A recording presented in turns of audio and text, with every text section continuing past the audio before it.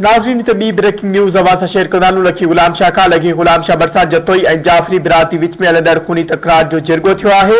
सरदार फतेह मोहम्मद जतोई, महबूब अली बिजाराणी ऐं डॉक्टर इब्राहिम जतोई जी सरपंची हेठि जिरगो कयो वियो।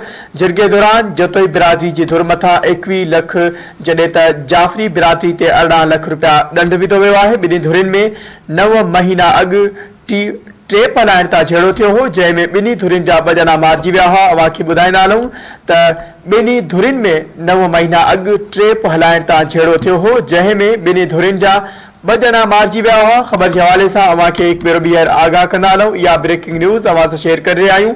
लखी गुलाम शाह बरसात जतोई ऐं जाफ़री बिरादरी विच में हलंदड़ खूनी तकरार जो जिरगो थियो आहे।